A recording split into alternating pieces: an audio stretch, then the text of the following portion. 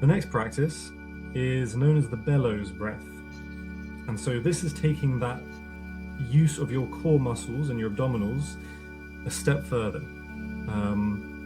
And again, if you've never used your muscles in this way, it's going to be tricky to maintain the practice for the whole duration that I'm going to be doing it for. But let me talk you through it first of all, okay? So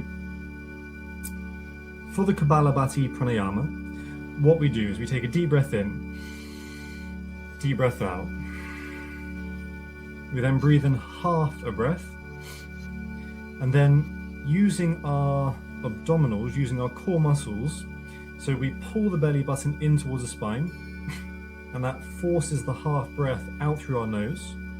And when we release the belly, we relax the muscles, it pulls the half breath back into the lungs. And so we're not breathing normally by any means. We're breathing using the power of our stomachs to press and release on our diaphragms. Okay, so round after round, it's so I'm pulling my belly button in towards the spine, pushing the breath out of my lungs, I'm releasing my stomach, bringing the half breath back in, and round after round, it's 1, 1, 1, 1, 1, 1, okay?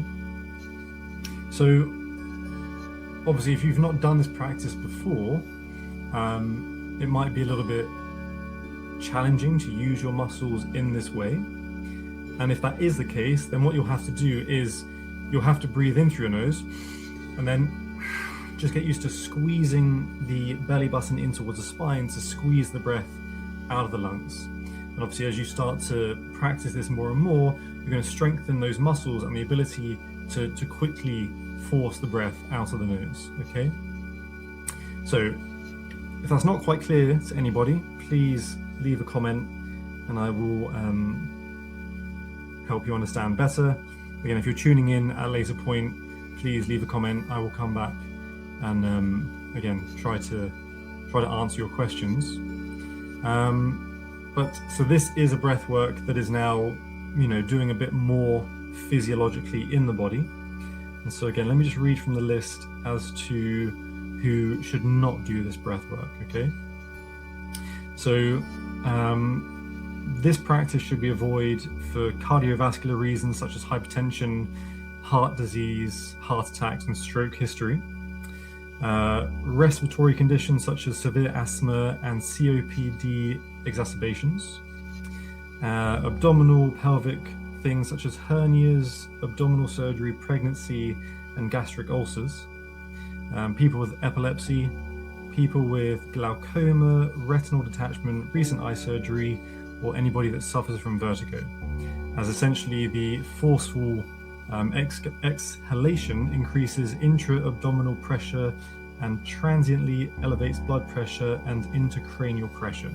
So because we are forcing energy essentially through the body, the power of the movement, this is why it's called the bellows breath. It's the idea is where you sort of, a bellows is a bit of an old idea now, but a bellows is one of those things that you used to squeeze and it would blow air onto the fire, right? So Rob, you're asking if you should practice this with a full stomach. Yeah, maybe not. Yeah, if you've just eaten, you don't really want to be... What you're doing essentially with your stomach is similar to what a cat does when it's trying to make itself vomit. Not too dissimilar. So yeah, if you've got a full stomach, maybe avoid doing this practice as well.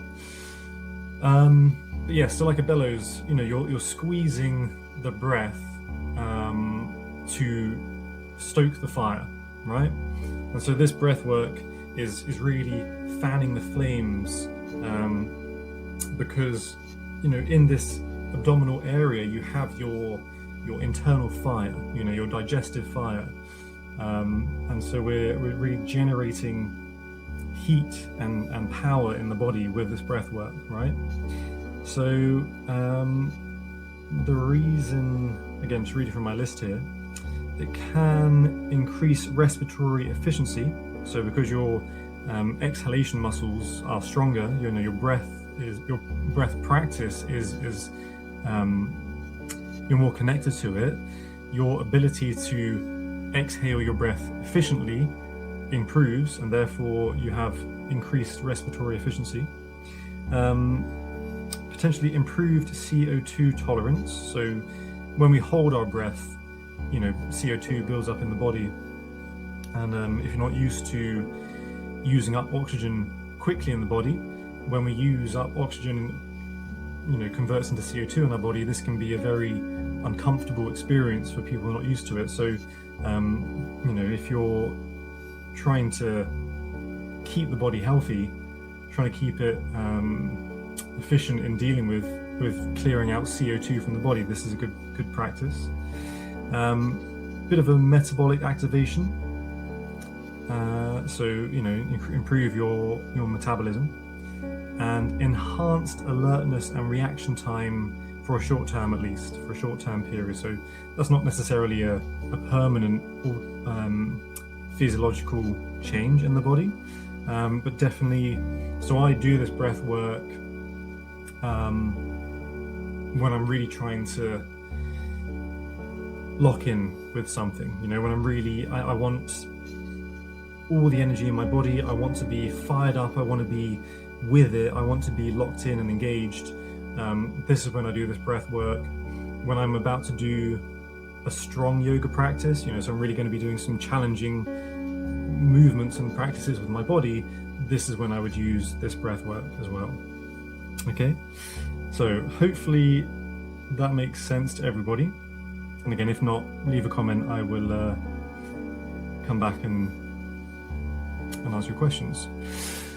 So what we're going to do is we'll do it together, and in terms of the breath, we're going to do 108 rounds. That sounds like a lot, but actually it's very quick, and I'll be counting, so all you need to do is focus on doing the breath work. Okay, so you're going to be pumping the stomach, using your muscles to force the breath in and out through the nose. And if you start to lose that intensity of the practice, you'll be breathing in and just get used to squeezing your breath out of your body by using your abdominals and your core muscles. Okay, so sitting comfortably, long through the spine, chest open. Take a deep breath in. Exhale. Breathe in half a breath. Pump the belly.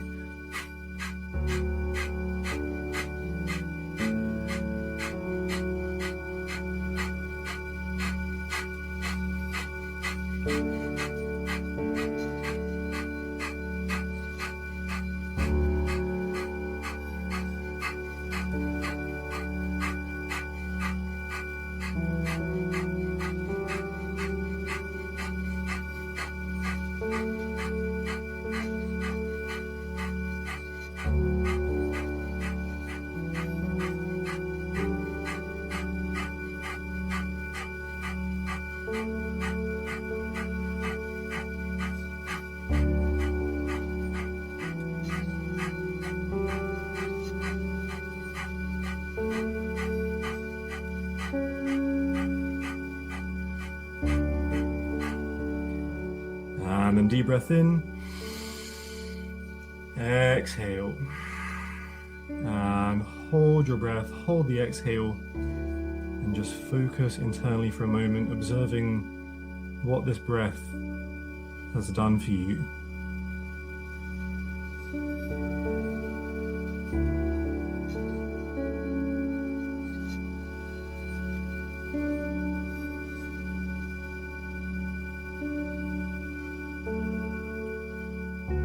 And then when you must,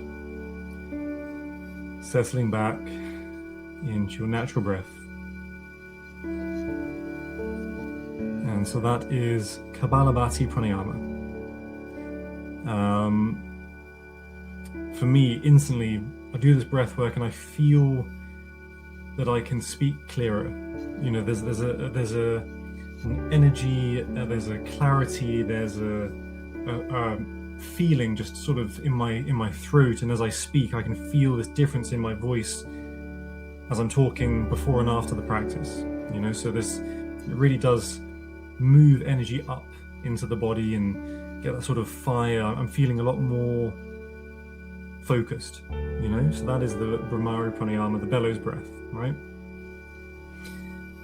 And again, that is if you're not used to using your muscles in this way, then it is going to be a challenging practice. It does take a little bit of getting used to using your muscles in this way.